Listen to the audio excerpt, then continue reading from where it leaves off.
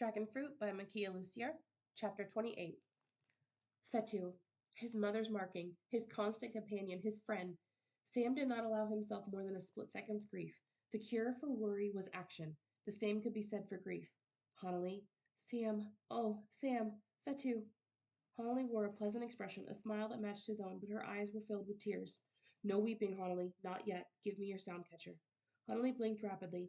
She tugged the sound catcher from her neck, brought it to her lips, and breathed in once before passing it to him. Sam's attention was fixed on the chief and his lady. Tell me everything, from start to finish. Start from the beginning. No one who watched would suspect anything was amiss. They would see conversation and laughter and drinks being passed around. Rosamie clinked her cup against Honolly's, two friends enjoying each other's company. Jajamar and William dug into their supper. Everyone played their part.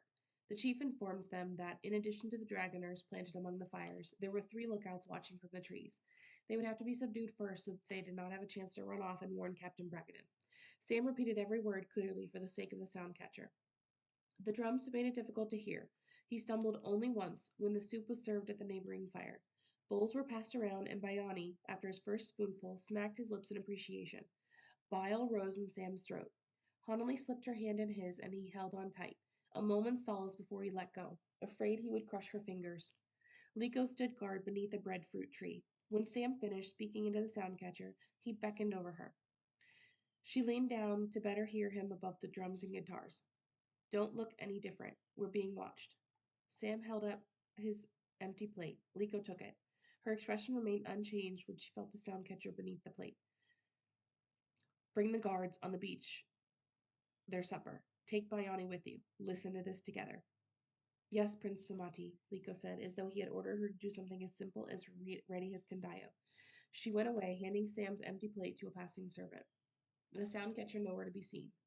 She said a few words to Bayani as she passed him, and he rose with an obliging expression, leaving his half-finished bowl of soup behind. They went to a table piled high with food, took 2 plates each, and shuffled along the queue. Rice, pork, tuna, octopus, guava, starfruit. The plates grew high with food. Only when they teetered under the weight of their bounty did Liko and Bayani move on, heading to the beach. Sam asked, how did a dragoner get past the watch? There's a new tree guard in place, Chief Umair said. I learned she will sometimes look the other way for a price. Sam raised a cup to his lips to hide his expression. Another soldier bought, like Captain Arrow. Where is his guard now? No one knows. She did not show up for her watch. Liko reappeared with Bayani, who returned to his seat at a nearby fire, not looking Sam's way, not once. He did not touch his soup again. Liko paused by Sam's side and said, the lookouts are taken care of. Thank you. Liko went back to her post. Sam turned to Honolly, who was no stranger to the anemone, and said, describe them for me. Honolly began with the dragoner farthest away. At the bonfire by the footpath, there's a woman in black wearing a tea-leaf crown. She's Bragadin's navigator. To the left of that fire is a man named Papit. He's the big one with the curly hair. He's holding a pipe. To the left of that is a boy, about 15. His hand is wrapped in bandages. Rosamie spoke. He's been staring at you the entire time. He makes my flesh creep. Mine also, Honolly said, remembering his giggle as he tried to open her cabin door. His name is Ant, and he's extremely unpleasant. To the left of that fire, she described the rest of the men and women in detail. When she finished, she asked Sam, what will you do to them? Me? Not a thing. VT came crawling out of the pouch onto his leg. Sam said, all of them, all at once. He could smell the soup from the neighboring fire and added, very quietly, make it hurt, my dear. VT hopped onto the grass. Rosamie yanked her skirt aside as the spider crawled past her. VT would be difficult for others to see in the dark on the ground. Sam never lost sight of her. He saw the moment a single spider became 2, then 4, then 6, then 8. Each went their separate way. Just as they drew up behind the dragoners, Honolly had pointed out, the spiders grew in size, several feet tall, and bit. A single vicious bite at the base of the spine. Sam stood and watched. The dragoners had no time to cry out. Their bodies seized and their backs arched, so much so that he thought they would snap. Bowls and plates fell to the ground, followed by Captain Bragadin's dragoners. The drums fell silent, and the villagers of Pagomaya turned to Sam. These were parents and grandparents, terrified for their missing children. Sam said to the chief, the ship is by the cove, you said? It wasn't the chief who answered, but a male voice from the trees. I have no weapons. My hands are up. Keep that spider away from me. His name is Moa, Honolly said, trying to ignore the marking that wound itself around her torso, out of sight beneath her dress. He's one of Bragadin's. Not anymore. Moa was on his knees by the fire where he had been shoved, hands clasped behind his head. Bioni's machete hovered an inch from his ear. Every eye that watched the Dragoner was a hostile one. We've met, Sam said, to Honolly's surprise. When? Where? At Namamaguro. He was on the ship that refused to go. It wasn't called the Anemone then. Sam stood before Moa, boots planted wide, arms crossed. He kept his back to the fire where Jajamar and William removed a giant pot from the flames. William's face was flushed from heat or exertion or both. Jajamar wept openly. Honolly's own throat was scratchy with unshed tears. Fetu. Bragadin made us paint it. Moa kept looking at his fellow dragoners. They had been laid out like a row of corpses, alive but stunned into stillness. A large, watchful Viti guarded them, legs rustling and twitching in the grass. He said you wouldn't be looking for the ship after you would be looking for the ship after you talked to Honolly. The glance from Sam had Biani flicking his wrist. Blood bloomed on Moa's earlobe. It's Lady Honolly, Sam informed him. Honolly felt the soft scrape of dragon scale against her hip.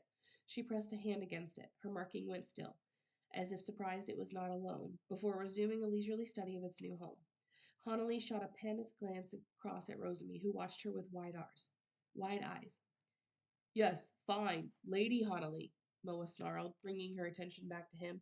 Do you want to know where your babies are, or will you keep wasting time? What do you mean?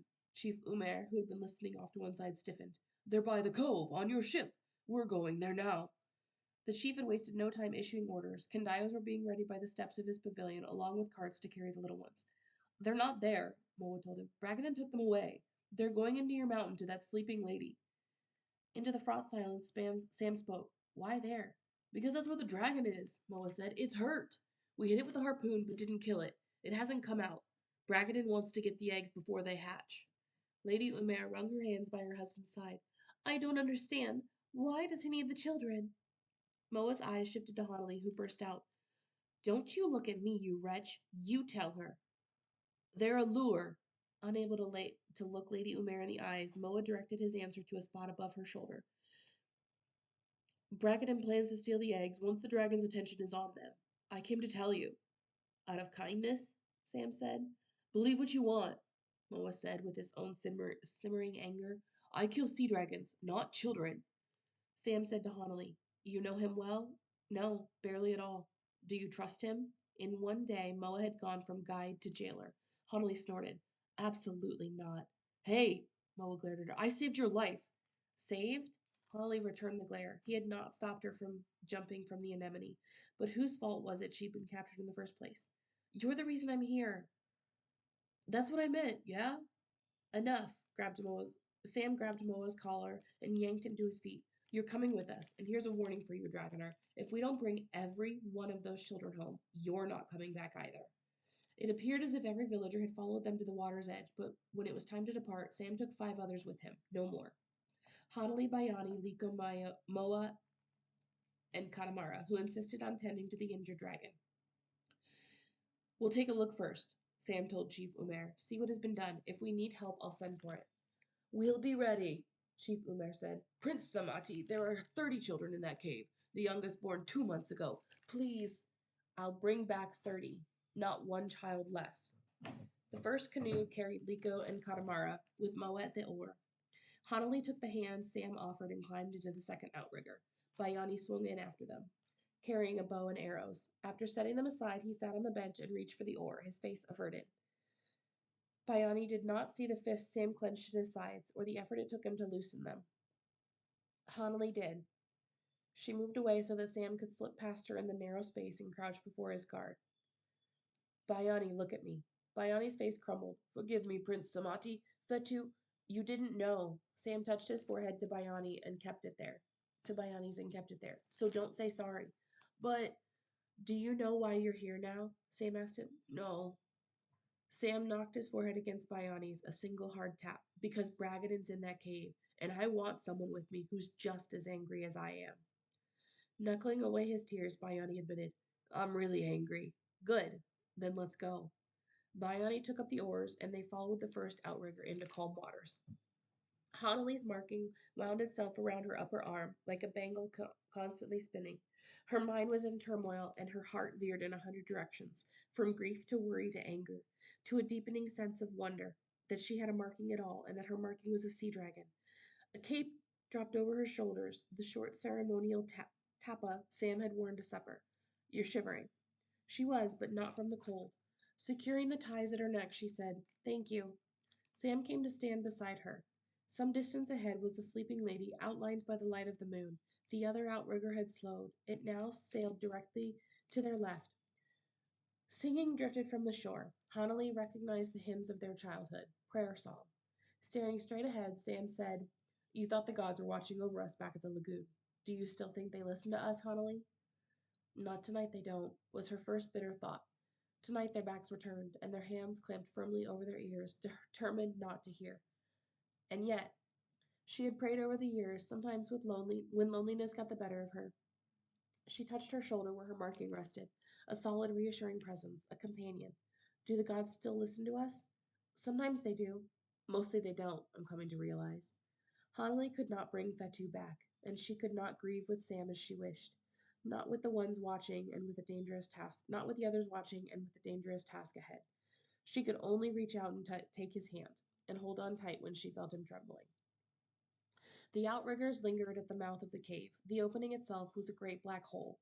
Tangled vegetation surrounded it, and the greenery rustled with the creatures that sheltered within. Hundreds of eyes peered out at them, white eyes and yellow ones, a few disconcerting red. Hanali comforted herself by imagining the eyes belonged to birds, harmless little birds and nothing else. She asked, "Does anyone know this cave?" "I went in once," Liko said from the other boat, "with my father, but I was very young. I don't remember it." "I came with Lord Isco a few years ago." Sam eyed the opening, drawing on memory. "It has a single passageway that doesn't break off. It goes on for miles. 2, I think. About halfway in, there's a ledge to the right. We can leave the boats there and go on foot. The passage will open up into a cavern, very large. We should see what we're up against before we let anyone know we're here." His next words were from Moa. "You said the dragon was struck. Where?" "Here." Moa tapped his chest to the right of his cold shoulder.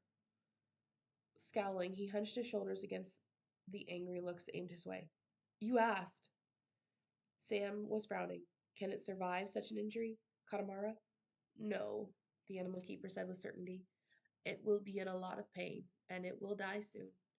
"Is it still alive? Hana, can you tell?" "I think he is."